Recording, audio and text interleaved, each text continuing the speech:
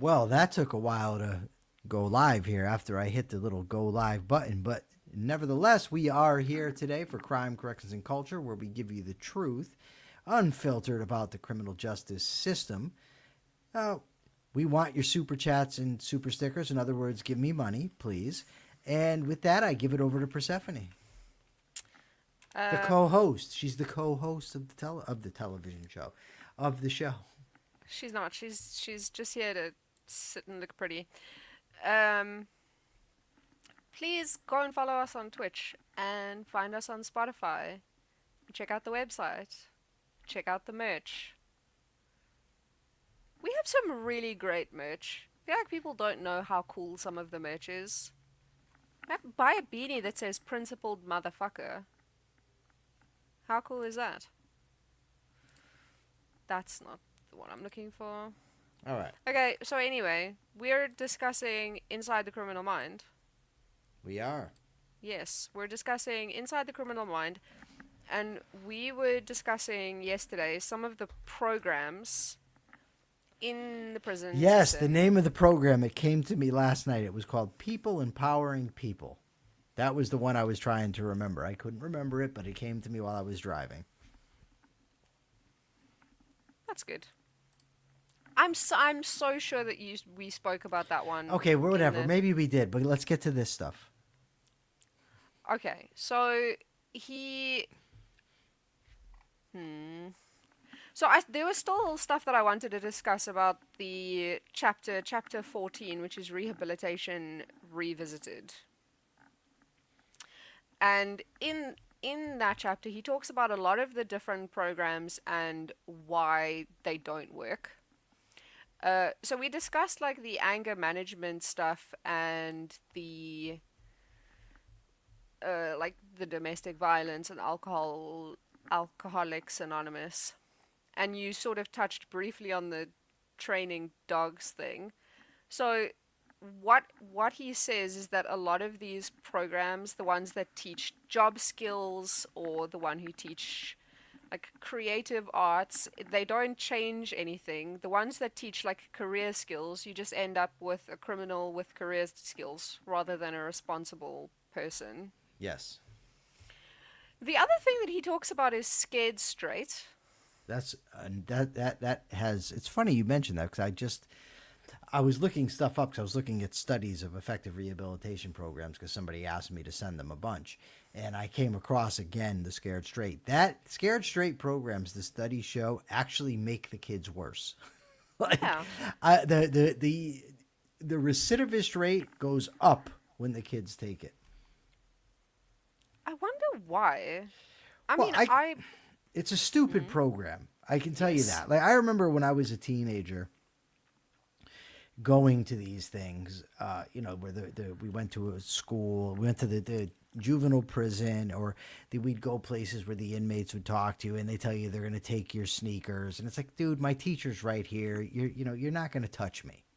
It's just, yeah, it's just whatever. It's garbage. And the other thing that was quite interesting to me is that some prisons offer parenting programs. Yeah, embracing fatherhood, the fatherhood initiative, that sort of thing. So when he talks about the parenting programs, he says that they are usually led by inmates. Not the ones that I've seen, but it doesn't surprise me that they'd be led by inmates. I don't see how that makes sense to have programs led by inmates. What could possibly be the logic there? Oh, God. I can tell you the logic, and I can give you pros and cons. Is that how you want to do this? Sure. So in NA and AA, for instance, there are programs that are all addicts because they say the idea is one addict helping another is the best way because only another addict can truly understand what you're going through, right? So, you do this and you get your sponsor who's, an addict who's in recovery, and they assume that works. I'm guessing there's a similar argument that other prisoners can understand you or other criminals can understand what you're going through so they can help you. They'd be a way to help you. There's also, that it could help the inmate that runs it. He could be learning or she could be learning new skills. I mean, I gotta admit, even though I've criticized the Alternative to Violence project, being an inmate facilitator did help me. It helped me with my communication skills. It helped me with leadership. It helped me with running a group. So there was that.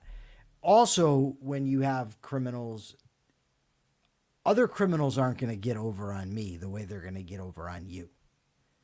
Right? I'm going to see through their bullshit much quicker than you are. So that's another thing. And finally, if you can have criminals, if you're the correction system and you can have criminals running programs, that's less money to spend on staff. I feel like that's a bad reason. I think it is. I'm just saying I'm giving you some possible reasons that they might have. I also gave you some that I think are good. I hope that everybody can differentiate from what I think is good and from what they might. I don't know that the idea of one criminal helping another, I don't think that's really a good idea. I think that when criminals get into these positions of leadership, there's a tendency for power thrusting, for thinking they're the big shot, for thinking they have power over other people, of feeling entitled that they have privileges above others. Plus, they do it for manipulation purposes. So all that is very problematic. When you do these things, and it gives inmates, I think, a false sense of how far along they are in their rehabilitation. So you said being a facilitator helped you. Mm-hmm. Do you think that how long into your stay did you become a facilitator? How far into your trying to be a better person journey were you? A little over a year, maybe a little over a year. But I was serious. I mean, I became a facilitator because I needed to do extra because I wanted to get out of prison earlier. That's my main motivation for becoming a facilitator. I wanted to get out of prison earlier, and I knew that I needed to go the extra mile. I couldn't just take programs. I needed to be the facilitator. Also, at the time, my plan was to go into counseling when I got out of prison, so I thought that would be good practice, good training. So I liked it, and I did learn from some of the exercises. But the problem is I became a facilitator after I read Inside the Criminal Mind. And I was already well-versed in, objectivism by at this point. Not like I am today. I shouldn't say well-versed. I was very familiar. So I was already on a trajectory of trying to better myself. So I don't know if I'm the ideal person to use. I'm just saying what I got out of it. So this is what I wanted to ask. Do you think that someone who wasn't on the same trying to be a better person journey, do you think that they would have gotten as much out of it? I mean, I used to argue with the other facilitators about all kinds of things, about our conduct, about sneaking things into the meetings that we're not supposed to have, or passing things along, to other inmates, things that we're not supposed to be doing, about our behavior while we're not in the groups, while we're in the blocks. And I mean, it was like talking to a wall most of the time. So no, I don't think so. Ultimately, I quit that program for those reasons. So, do I have any other questions about the programs? We talked about the creative stuff, right? Yes, we did. Like the creative programs. Yes. Do you think that those would have any benefit? Did I ask that yesterday? Yeah, but it depends what you mean by benefit. I don't know. He says it would have. If you're asking me about rehabilitation, no. The answer is no. I don't think so. If you're asking me in terms of giving inmates something to do to occupy their time that's not negative, then yeah. I mean, it does that. It might make them feel better. It could teach them a skill, perhaps, depending on what it is. So I mean, there could be benefits to it. Hold on, I got dogs that won't shut up.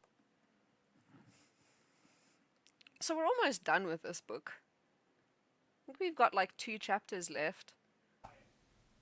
And then I have to go read a whole new book. So the thing that he says about a lot of these programs, you say it gives them something to do. It could make them feel good about themselves. Right. And so he said that those aren't necessarily like good things, They could right? be. So because if a criminal already thinks of themselves as an amazing person, and then you're saying, well, you've learned a new skill, and you pat them on the back, like it's just inflating their sense of themselves as a good person. Or it's giving them skills that they could use to commit crimes later on. Right. I'm going to give you an example, and it's not creative, but I think it is indicative of sort of the same issue. During COVID, they had us making masks, inmates making masks.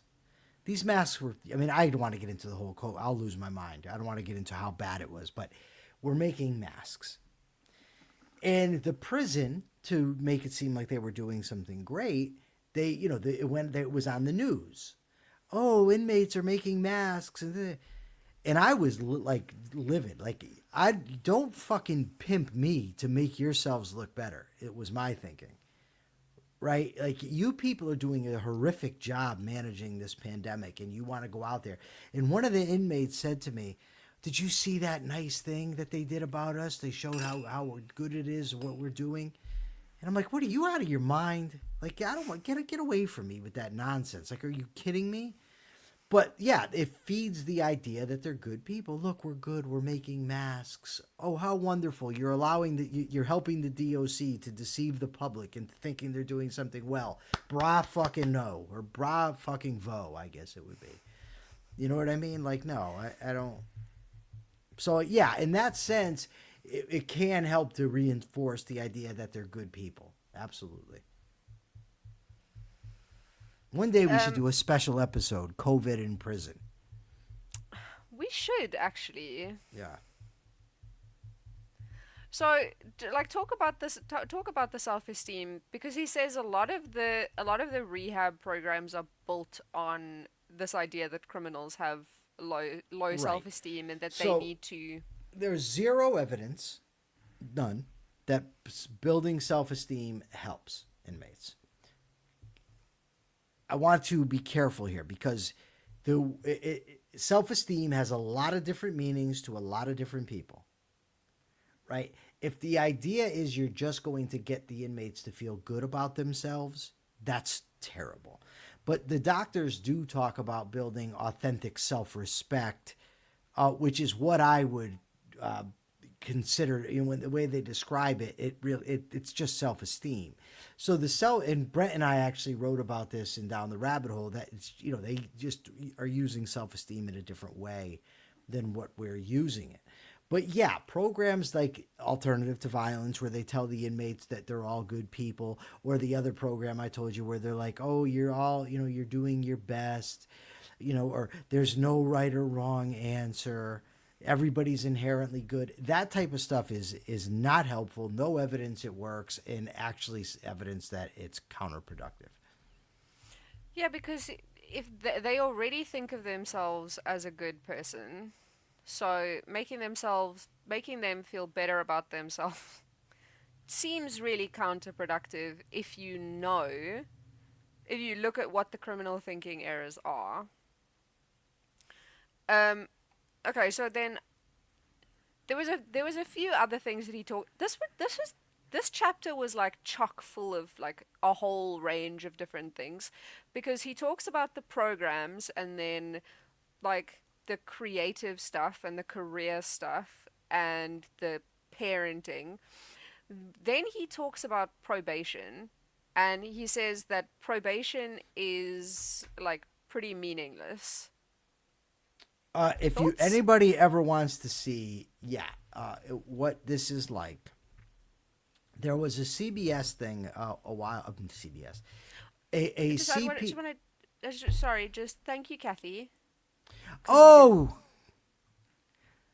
Thank you, Kathy, so much for the $3.99 super sticker. Greatly, greatly appreciate it. I got mad because I thought Persephone was interrupting me again for something else because she often interrupts with trivial stuff. It doesn't really matter. Terrible. You know, Persephone, you know how she is. So she's from South Africa. I'm kidding. I'm kidding if you're just tuning in for the first time. Anyway, there was an excellent show on CPTV, Connecticut Public Television, maybe 10 years ago. And it was about parole. And you see what happens. These guys are, I mean, you just watch it. The parole officers half the time are trying not to violate them. I don't put a lot of stock in that sort of thing. So what he says, it's like a short meeting every every few weeks.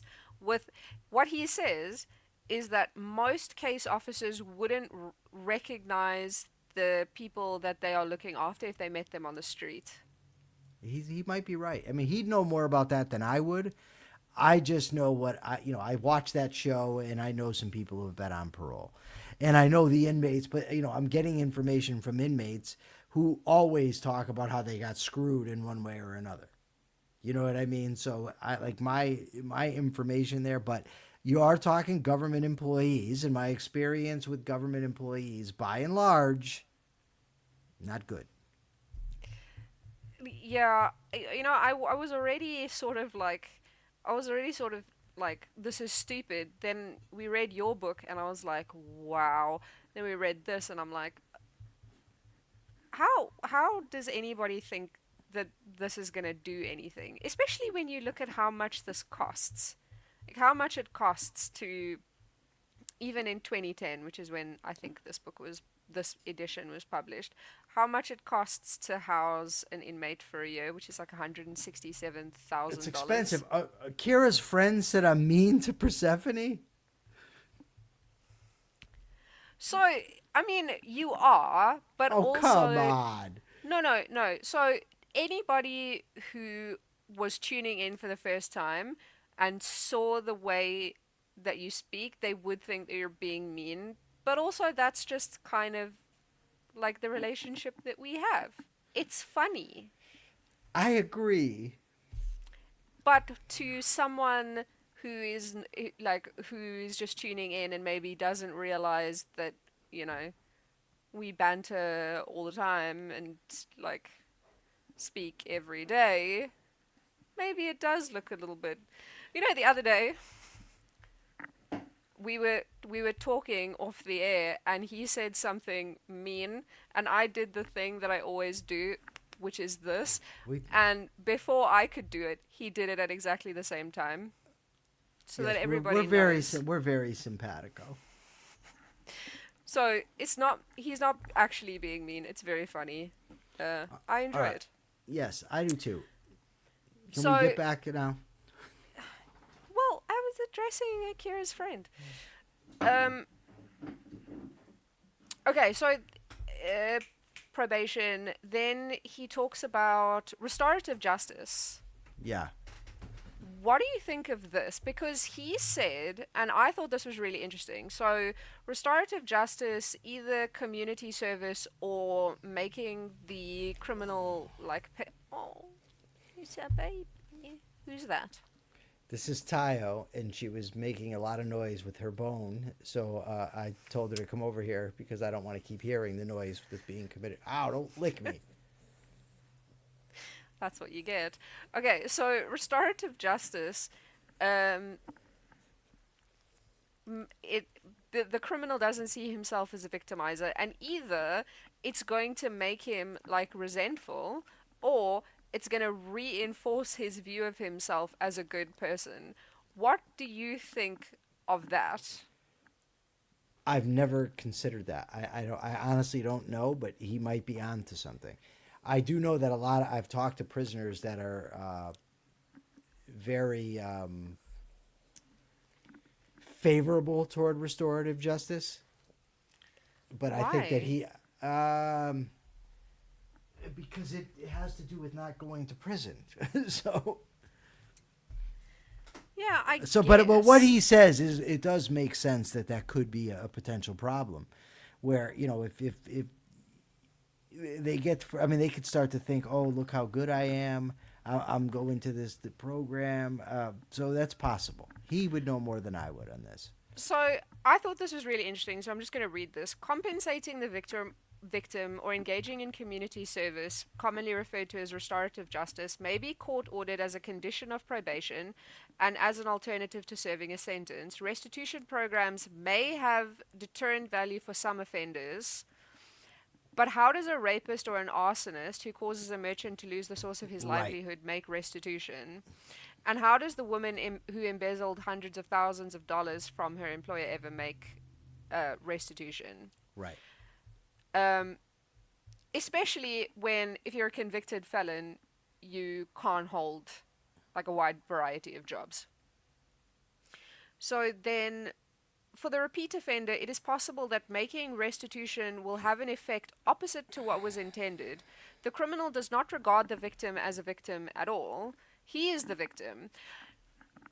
I would have, if I was reading this book and I'd never spoken to you, I would have said, bullshit. How can someone who commits a crime, or who commits a crime that has a victim, how can he possibly think that he is the victim? Before I spoke to you, I would have read this and gone, no, it's not possible. No one can be that deluded. And then you said that you didn't think that the person, that those people were victims. No, I was. What, are you kidding me? Yeah. Which is nuts from an outside perspective. It's nuts, period. But No, it I is mean, the reality. You recognize it now, but you didn't back then. Of course. I listened to inmates bitching about their problems for a quarter century. You go, I mean, it's like a court trip, right? You go on a court trip. Over decades, I went on multiple court trips. Every court trip is basically the same. You go to court, you listen to the inmates bitch about how they're being screwed. I mean, it doesn't change because that's how they view themselves. It makes sense to me that a person in prison would think that he's so hard done by. That makes sense. What doesn't make sense is if you did something to someone, like you shot them or you stabbed them or whatever. To me, it doesn't make sense that you could be like, they're not the victim. Okay. So first of all, you think the person deserved it. So that's the first thing. That person deserved it, and I'm being punished for it.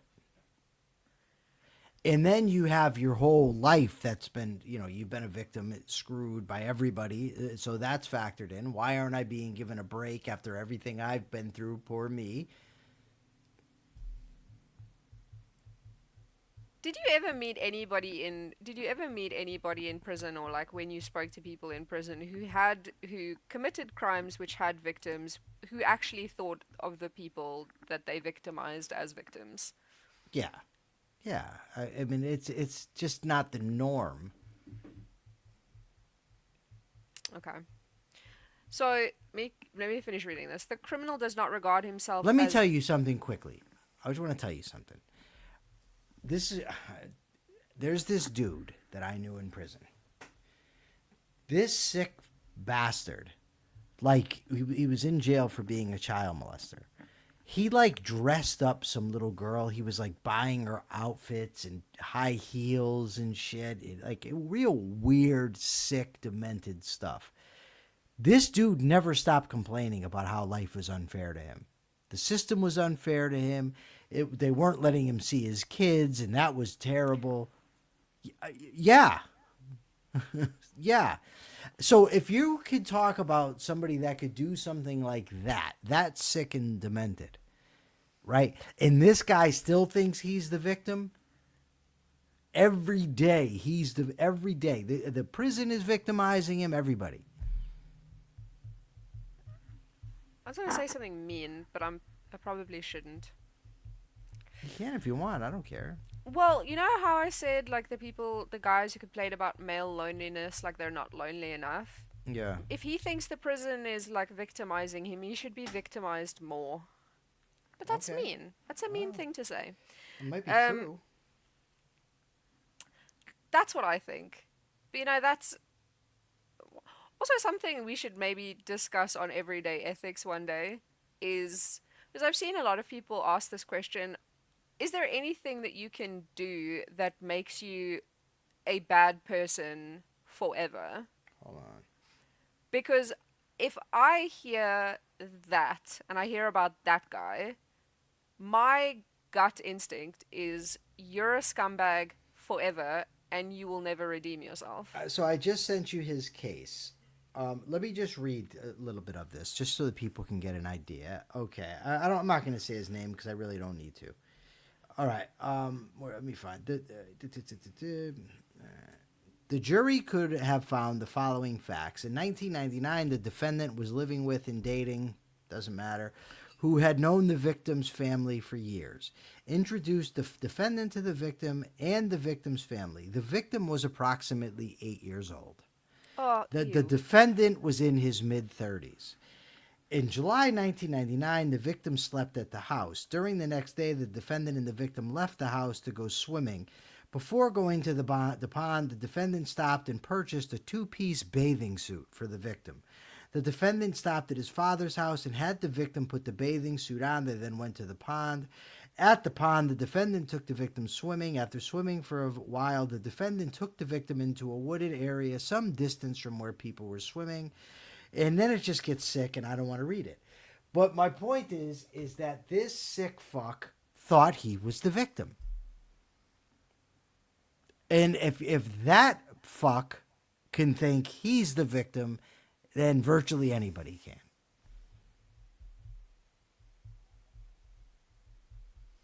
That just short-circuited my brain. How can you possibly think that you're the victim in that scenario?